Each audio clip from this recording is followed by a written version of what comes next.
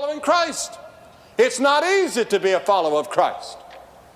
In this generation especially, it's hard to follow Christ.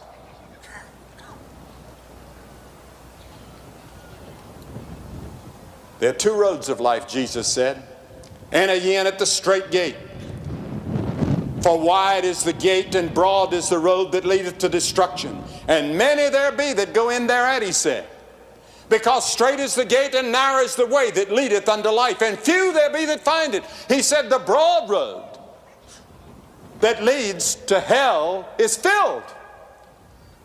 As an old theologian said in the Middle Ages, people are rushing toward hell as though they were afraid it would be filled before they got there. It's broad is the way, Jesus said. But he said there's another road that's narrow and rugged and tough and hard. And in order to get on that road, you'll have to deny yourself and be willing to take up a cross. Identify yourself with Christ at the school, at the factory, on the farm.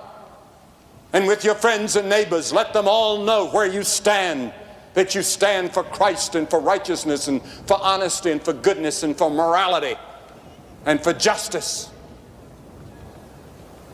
And that's not easy in our generation. There's an easy road that's a broad road, but the end, Jesus said, is death and destruction and judgment and hell. It doesn't last long. Life will soon be over. And how many of you are going to wish that you had taken that narrow road? And many of you stand tonight at the crossroads. You have to make a decision before you leave here. There's not a person listening to my voice. You may be in the choir. You may be in this great audience. And you're going to have to make a decision. You say, no, I'm not going to make one. Yes, you will. You're going to say yes or no, or you're going to say maybe. Or maybe you'll say, I'll wait. But you're going to make a decision.